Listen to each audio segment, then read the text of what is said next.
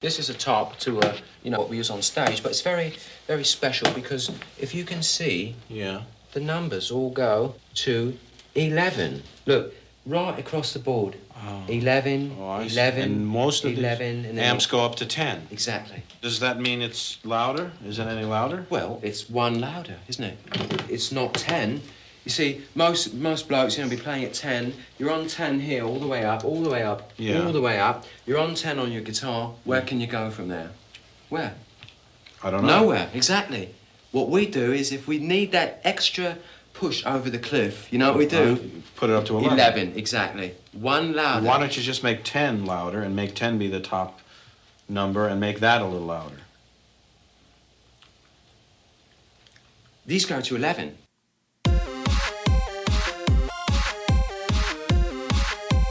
Scooter heads, welcome back to the Electric Scooter Podcast, where we always go to 11. That is apropos for this week's topic. Don't think I'm a negative Nancy because last week I seemed like I was down on the Apollo Pro. I want to show you how you release a new scooter in this episode. And it's the Unagi 11.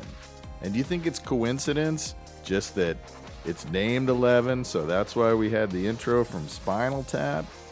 Well, you're going to hear in the keynote that the Unagi 11 was specifically named because of what you heard right there on Spinal Tap.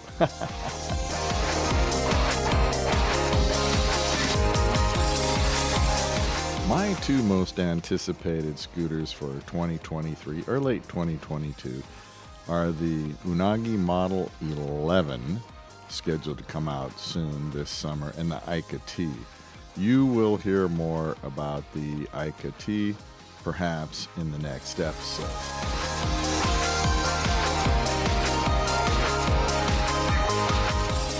David Hyman, Hyman, gave a pretty great keynote speech talking about the Model 11. We'll get to the Ica T a little bit later.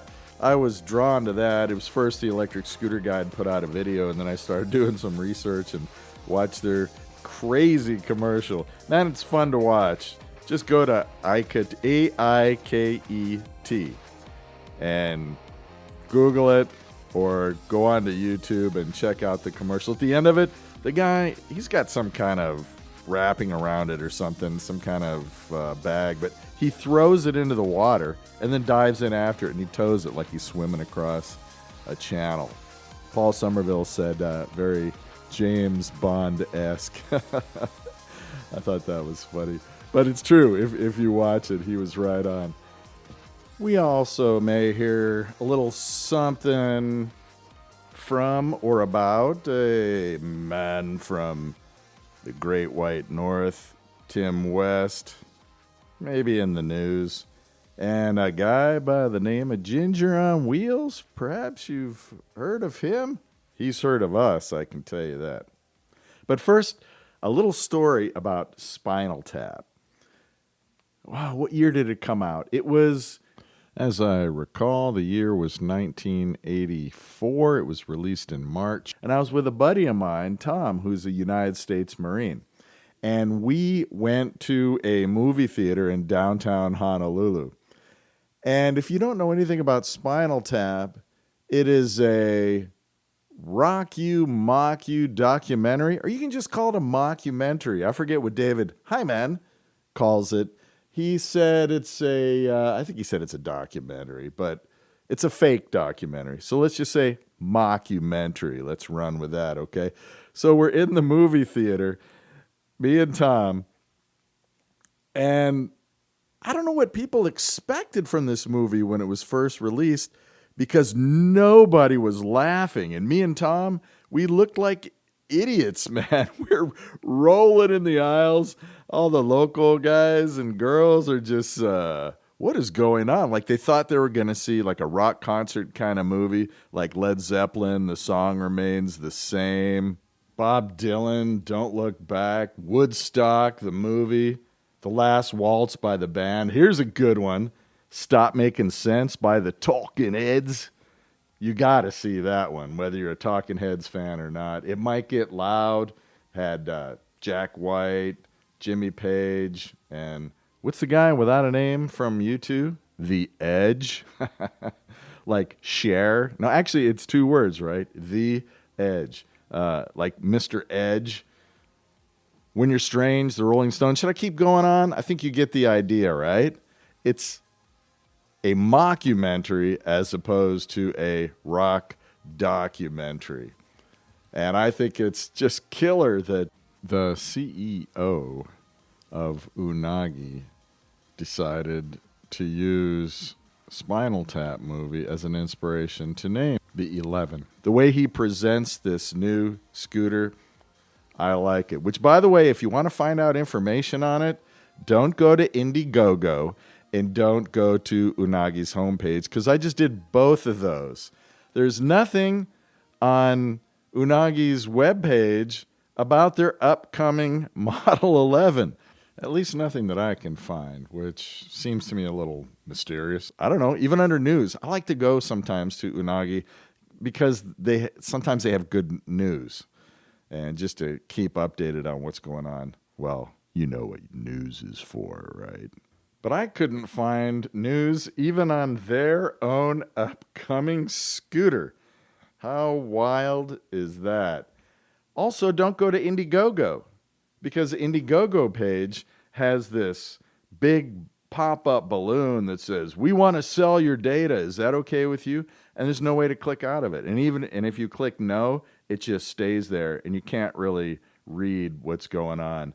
You got to go to the Electric Scooter Guide webpage online if you want to find information on the unreleased Unagi Model 11, which I think is cool. Now, I'm not saying Apollo Pro bad, Unagi Model 11 good. I'm saying that the way you introduce a brand new scooter and the way you think about your engineering is far superior on the Unagi Model 11, except for the lack of information on the internet. But, I mean, that's why you got the Electric Scooter Guide, right? You want to hear about electric scooters? Come to the Electric Scooter Podcast. You want to learn about scooters? Go to the Electric Scooter Guide. Ginger on Wheels, Timothy West. Timothy West has a great video that just was released this week. And the topic is e-bike versus e-scooter. As always, it was excellently produced. The audio was good. Everything about it was good. I enjoyed it. And it's something that I've been thinking about, frankly, doing an episode. The e-bike versus the e-scooter. He's right to the point. Unlike Dagwood Streets videos, they don't drag on for 20 minutes. Tim gets to the point. Tim's Electric YouTube channel. Check it out. Also, Ginger on Wheels has been putting out some really quality reviews and YouTube videos. You need to check him out. If you haven't checked him out recently, then you need to revisit Ginger on Wheels. In fact, on his recent live chat, he mentioned us, scooter heads, and we'll play the audio from that right after this. From the Northwest, he rides the wolf. When it comes to speed, he's not a cringer. He's got a DIY van. I'm telling you, he's the man. Everybody, it's Ginger!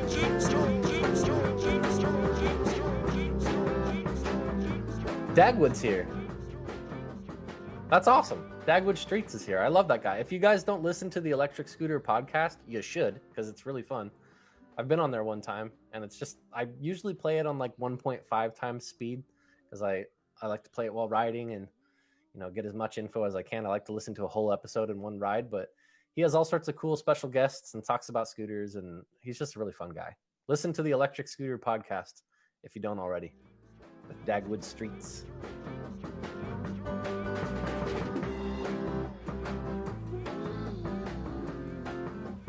Oh my, Ginger on Wheels, giving your humble host props. Gotta love that. Why would he listen to it on 1.5?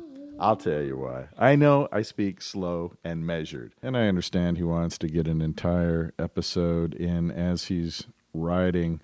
But since I spent so much of my life overseas in foreign countries, and I have taught English as a second language, I am used to speaking in very clear, segmented type sentences, so I can understand why you'd want to listen to this podcast at 1.5.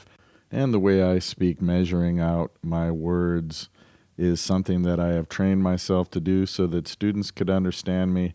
And in dealing with people in foreign countries, it is easier for them to understand my English. So if you want to listen to the Electric Scooter podcast at 1.5 speed and squeeze in a ride, I say go for it.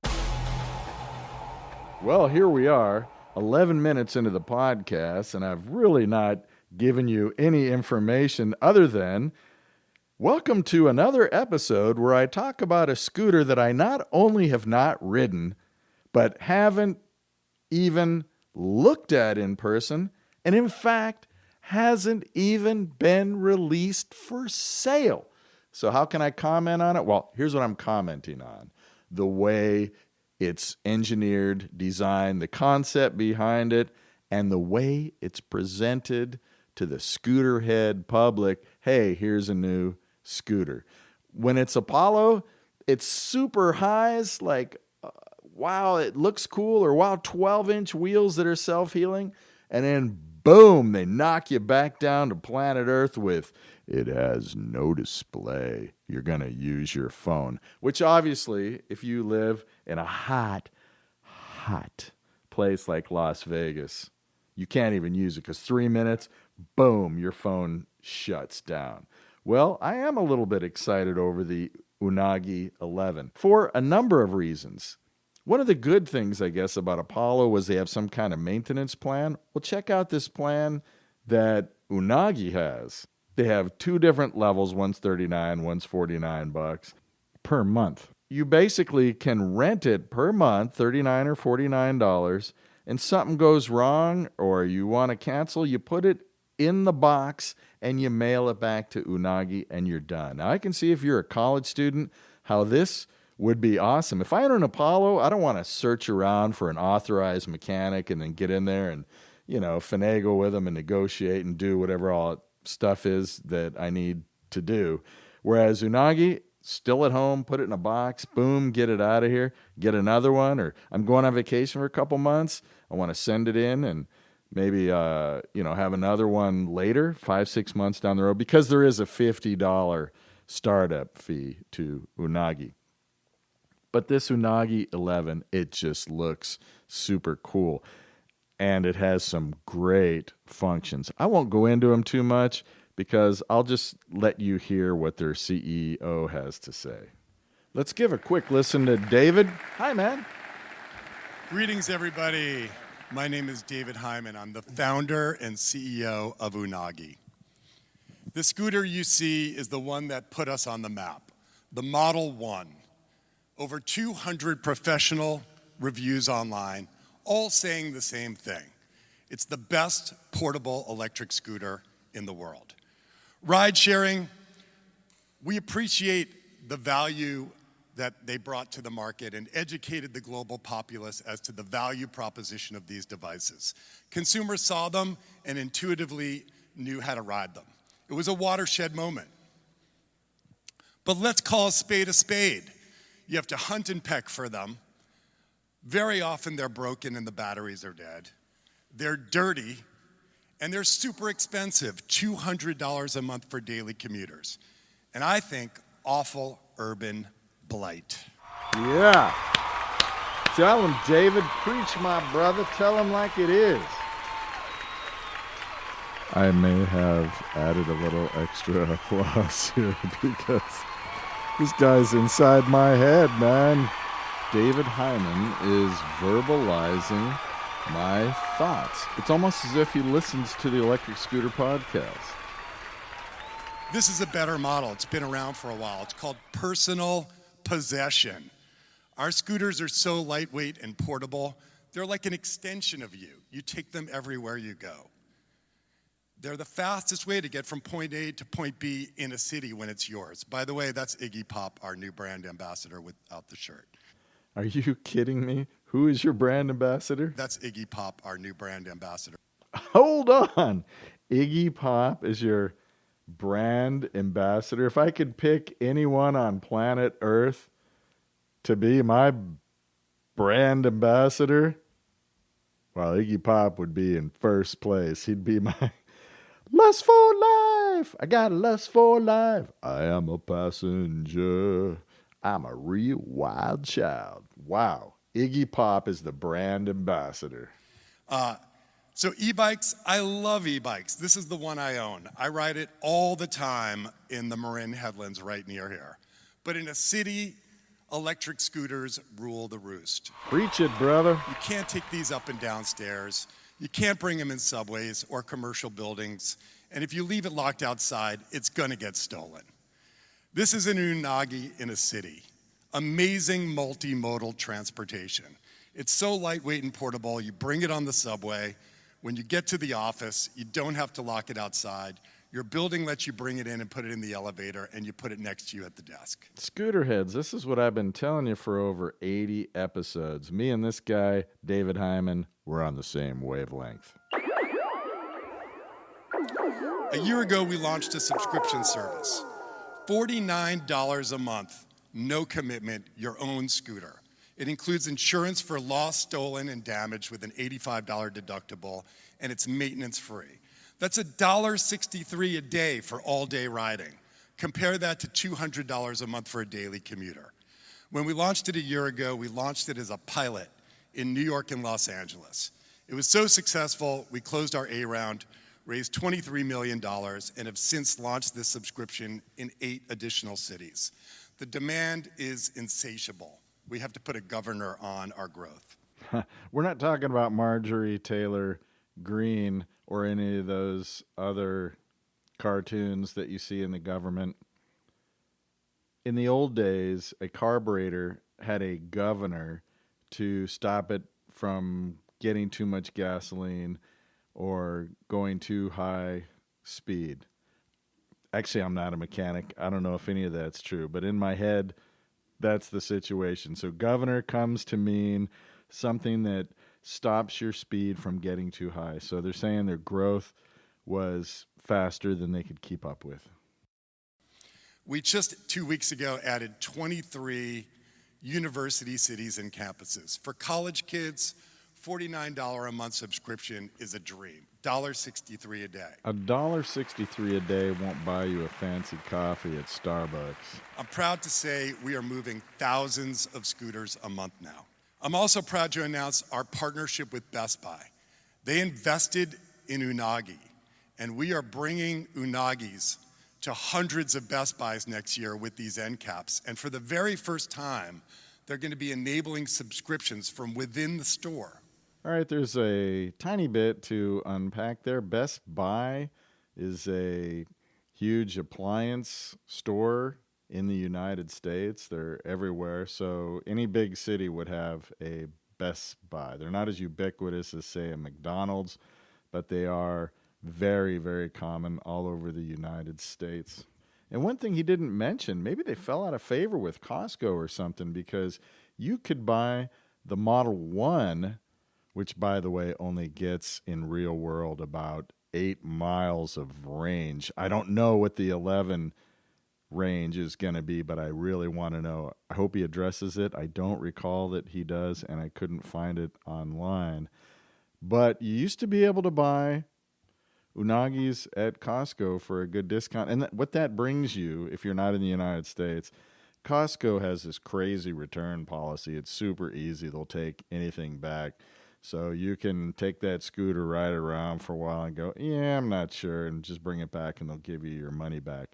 I wonder if Unagi fell out of favor with Costco, because now they're talking about Best Buy and they didn't mention Costco at all. Unagi, by the way, is, well, I just know from eating sushi is eel. Unagi is the freshwater eel, and the saltwater eel is called anago. But unagi is a type of eel in Japanese. And I swear, I mean, maybe I'm wrong. Listen close and tell me if I'm onto something here. I thought he almost said unagi, which would be crazy if he's mispronouncing his own company's name, or he doesn't know it parallels the Japanese sushi / food / fish / eel.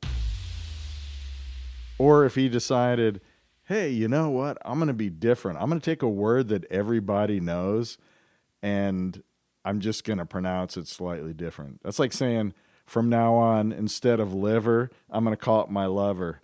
Yeah, oh, I had to go to the doctor because of my lover. I was having some lover problems. Hope I don't need surgery on my lover. Our Model 1 is a timeless design, but when you're focused on building something lightweight, you have to make trade-offs. We couldn't have a massive battery. We couldn't have a complex suspension system. And, we didn't want trade-offs. So 2.5 years ago, I met a kindred spirit, industrial design legend Yves Bahar. He invested in Unagi, and for 2.5 years, we've been working with an incredible team of engineers on building a flagship scooter with no trade-offs. I'm incredibly proud to announce today the Model 11, a revolution in urban transportation. It's an industrial work of art, the smartest scooter on the planet, and a total urban assault vehicle. Whoa, cool your jets there, brother. I'm not going to go ahead and call the Unagi Model 11 an urban assault vehicle. That's way over the top. But I will say this. If he mentions Tesla or Apple, he would actually not be speaking out of class, because the design, the look of this definitely makes you think of an iPhone or Tesla. Whereas the Apollo guys, if I took a bite of a hamburger every time one of them said Tesla or iPhone or Mac, I would have to wear 2 watches because I'd gain so much weight I'd cover 2 time zones. We went straight from 1 to 11 because I was inspired by one of my favorite movies, Spinal Tap, a fake rock documentary. Oh, David, you came so close. I almost want to give it to you. It's a mockumentary. Listen to him. He says, a fake rock doc, and you hear him say mock almost for a split second, and then he says documentary. A fake rock documentary. He says rock, and then mock, and then documentary. He corrects himself. But he was right the first time.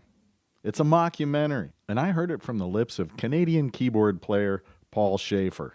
The more you know. A fake rock documentary about a glam rock band. They were so proud their guitar amps went to 11 when all other bands' amps went to 10. I could not like this guy more. Come on. Iggy Pop, Spinal Tap. He names the scooter 11 because of Spinal Tap. But you got to see the scooter. It is really, really cool looking. It might not be for you, but for those people, whether they're college students or they just live in an urban area or you want the coolest looking thing, this might be for you. So, Dave, tell us more about the actual scooter. The entire scooter, from handlebars to fork, is made of a new material from Switzerland called long carbon composite. The net result is, by far, the lightest full suspension scooter in the world, coming in at only 32 pounds. That's with dual motor. It's got an integrated audio system that serves a number of functions. This is the first scooter in the world with turn-by-turn directions from Google, all read to you by voice. You choose your directions on our app, put it in your pocket, and with on-screen directionals and voice, you never have to take your eyes off the road. This is the first 2-wheeled scooter for consumers with an integrated ADAS sensor. We call it Crash Protect AI. Using artificial intelligence, it literally sees impeding dangers and warns you of collisions. Well, there's where you lost me. If I'm going to criticize the unreleased Apollo Pro for spending money on technology that'll never be used, hey, here's a good example right here. Really? Do you need AI technology to tell you you're about to bump into something or something's going to bump into you? Can you imagine the noise it would make if you're going through a crowded area? That thing wouldn't shut up. You'd have to disable it. You know, when you're riding a scooter, you have to be hyper aware.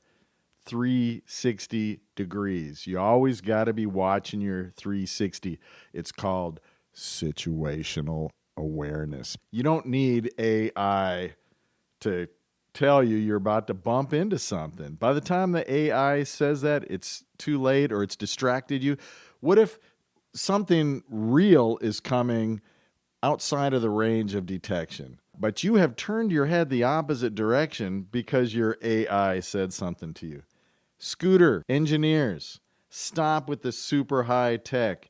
It only sounds good. When we go to actually buy something, it's not what we're looking for. Drop the AI and shave $100 off the price. It knows the difference between somebody swinging a car door open in a bike lane, a stop sign, or a traffic light. Yeah, I don't need any of that. The scooter has a motion sensor. Don't need it, don't want it. So if you put it down in a cafe and somebody tries to pick it up, it's going to sound an alarm.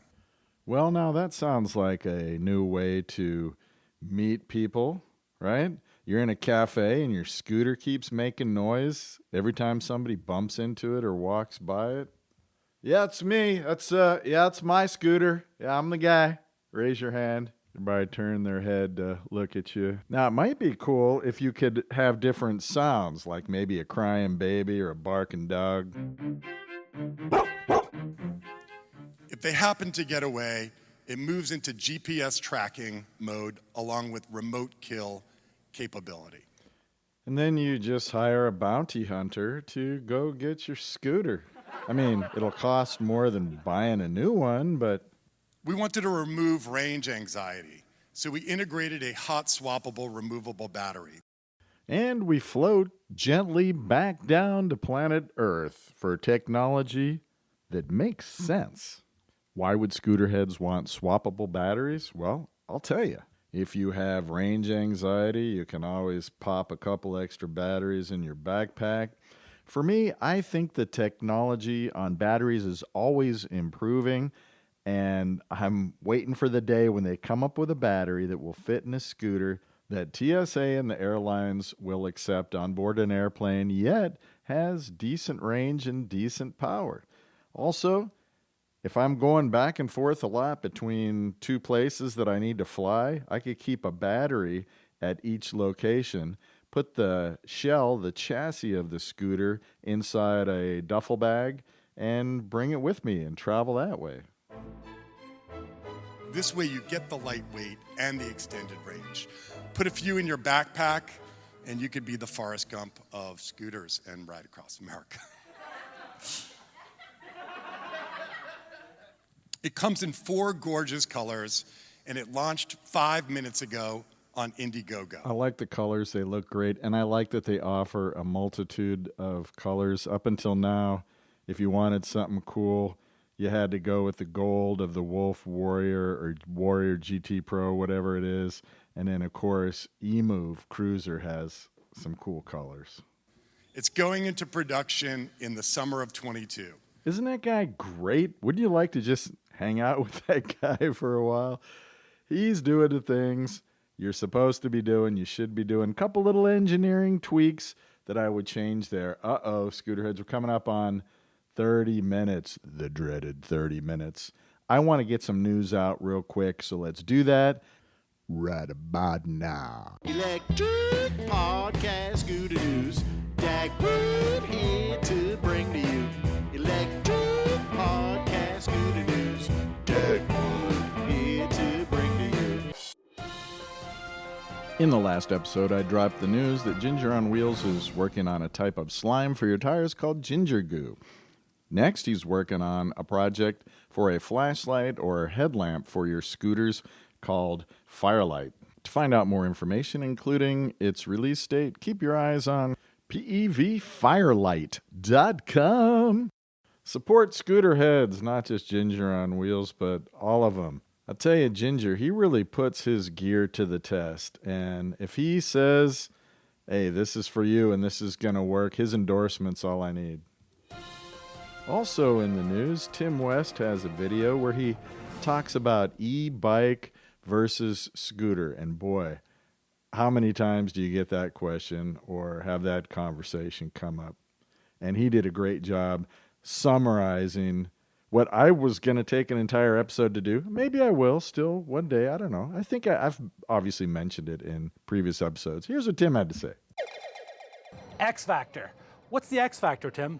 Well, one thing I've noticed about riding e-bikes, I love them for the distance. I love the fact that if I have to go a certain distance, and I mean like about, probably for everybody's a little different here, but for me about 10 miles, 16 kilometers, I'm gonna pick the e-bike over the electric scooter. I just find range anxiety, comfort over that long period of time, I prefer the e-bike. But the X Factor is that electric scooters are fun.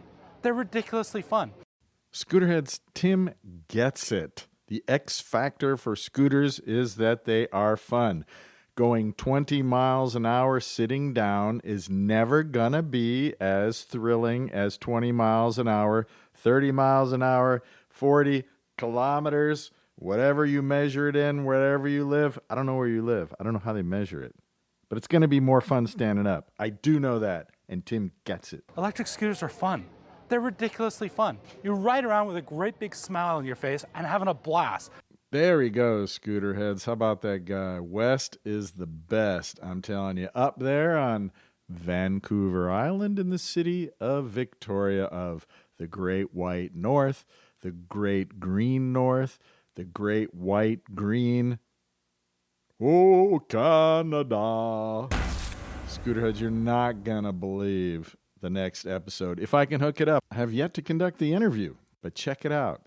A pilot who delivers airplanes. So he never knows what kind of shape they're going to be in, right?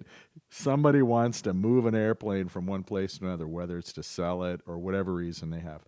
I don't know what the reasons are. So sometimes he crashes them, and he crashed one a couple weeks ago. He sent me the pictures, and I'm talking about a huge, massive flame licking skyward. It looks dangerous. But he survived and he's okay. But he needs a scooter to get from the airplane to air operations over the tarmac. And then once he's in the new place where he is, to be able to get around and make it to Taco Bell, In-N-Out. I don't know where he eats. We can ask him when he's here next time. But if I can hook this up, this is going to be an incredible interview. So, Scooterheads, until next time, keep your shiny side up, would you? And the dirty side down? Can you do that? Why don't you just make 10 louder and make 10 be the top number and make that a little louder? These go to 11.